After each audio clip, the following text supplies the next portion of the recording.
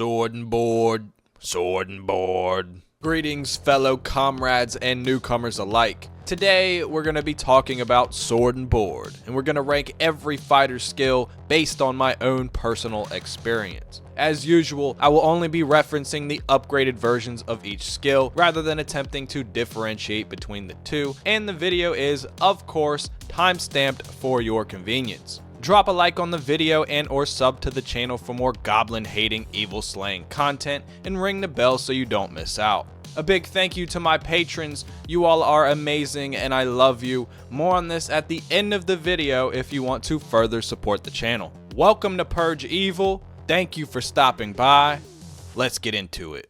Burst Strike. The classic lunge forward and strike attack, perfect for closing the distance and well worth using over trying to dash between enemies. In saying that, this is more of a means of movement rather than dealing damage, the latter just being a nice bonus that makes it feel satisfying to use. This is basically ineffective against large enemies, but will probably be a mainstay in your arsenal for some time. At least for me, it was my go-to attack for opening fights and traversing the battlefield. It does what it's supposed to do and nothing more. A solid skill, but nothing special. B tier. Cloudward Slash.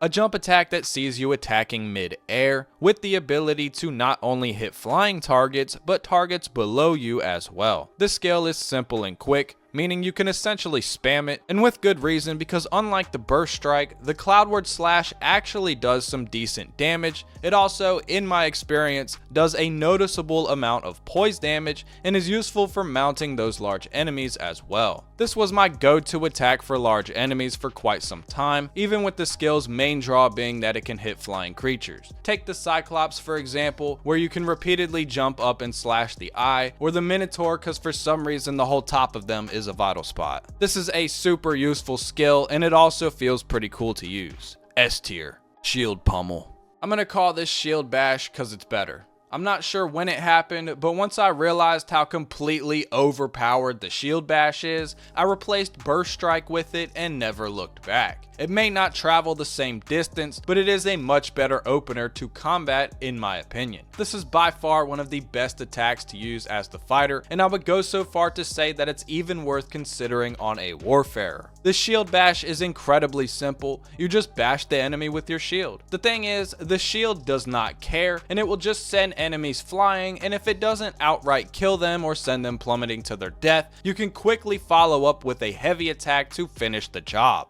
This skill basically became my standard means of attack. Not only that, but it can be used in place of a parry. The Shield Bash and Pummel might just be my first or second favorite skill of the fighter vocation. S tier. Shield Drum.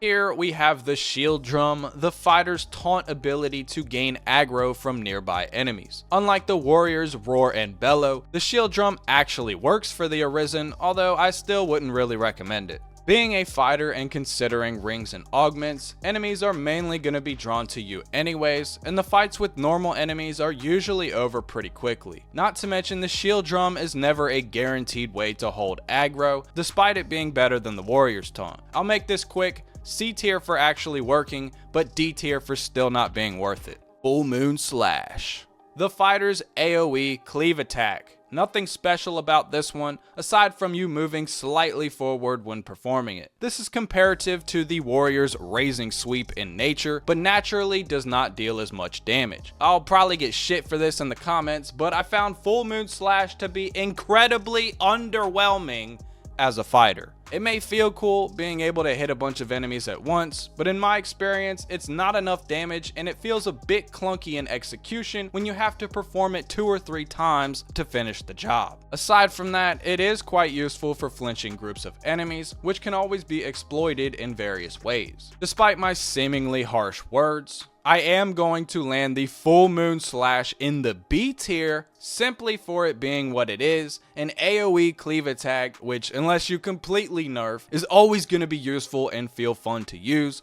though I did end up removing this from my arsenal rather quickly as there are much better options. Launchboard.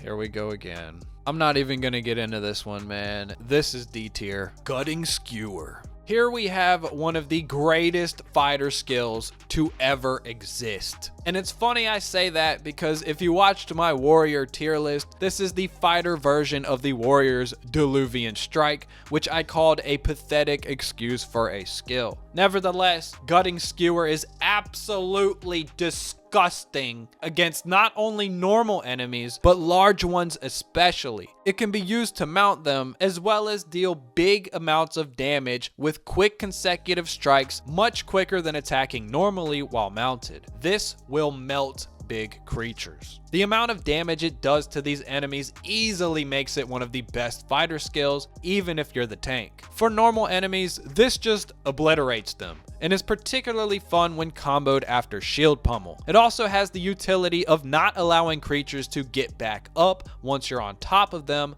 like the spongy lizards. On top of all this, you just feel badass using it. S tier. Flawless Guard.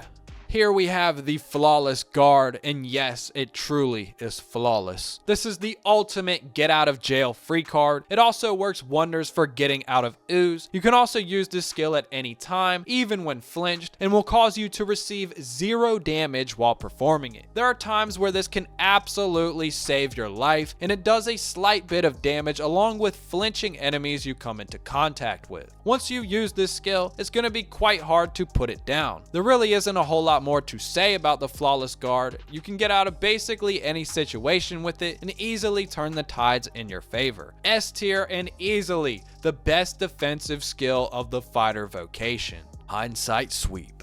Next up is the Hindsight Sweep, the quintessential dodge and counter for Elden Ring players. I'm not really a fan of these types of techniques in this game, as more often than not they're more for style points than they are for all-out effectiveness. With that being said, the Hindsight Sweep is actually quite powerful. When using this in place of a parry, it deals more damage and can be pretty badass to use when a group of enemies closes in on you.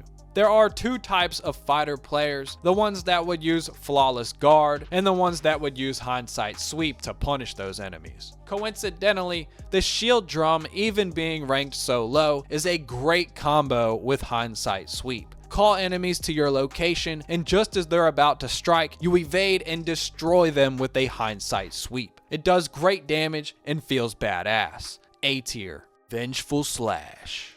I'm gonna call this Counter Slash because it's better. This is the ultimate parry and probably my top favorite fighter skill, if not tied with Gutting Skewer and Shield Pummel. With this, you can counter any enemy when attacked, even the large ones. You don't have to time the parry either, which automatically makes this a great skill, but on top of that, the damage it does is just gnarly. While you have the counter prepared, you'll drain stamina, so do take note not to wait too long and really get used to using it mid-fight. You will feel like a complete badass, as the counter attack itself is a big wide attack that strikes multiple enemies, deals big damage, and even deals some decent poise damage. I would call this probably my 3rd or 4th favorite fighter skill, and it's always slotted in my arsenal. Easy S tier. Divine Defense. Next up, another defensive ability by the names of Perfect and Divine Defense, but I don't find it so divine, and it's far from perfect.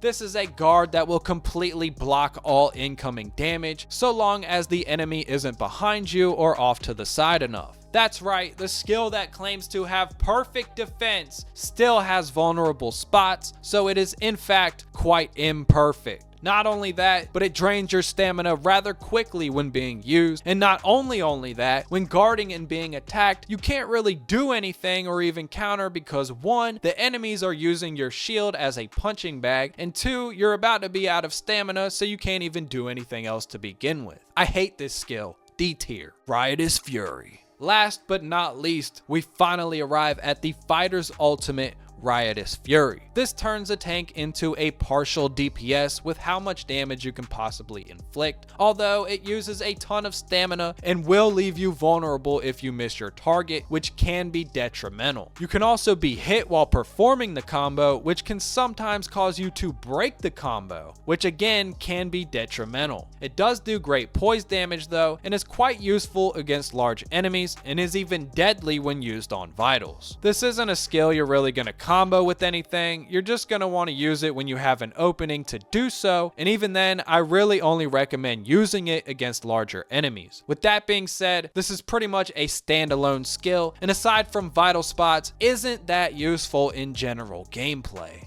If I'm gonna be honest, I do not slot this one at all. I would say this could be B tier for the damage it does against vitals, but ultimately, the fighter is a tank, not a DPS, and so Riotous Fury will officially land in the C tier. If you agreed with my rankings, you are now obligated to like and subscribe to the channel, or if you just enjoyed the video. If you disagreed with my rankings, you are now obligated to dislike the video and grill me in the comments on why I'm wrong. Both of you are obligated to ring the bell so you don't miss out on future content. If you would like to further support the cause, you can visit my Patreon linked below, where you can support for just $1 and gain access to exclusive content for not only Dragon's Dogma 2, but Baldur's Gate 3 especially, and more games to come in the future. You will also gain access to a VIP section of the Discord server when that finally launches, as well as some tiers receiving free and or discounted merchandise. I got a lot more to share with you all in due time, but if you made it to this point, I just want to say thank you for stopping by, and until next time, purge evil. Yeah, crown in my palm, but I ain't put it on. Yeah, crown in my palm, but I ain't put it on. Yeah, crown in my palm, but I ain't put it on. Yeah, crown in my palm, but I ain't put it on. Yeah.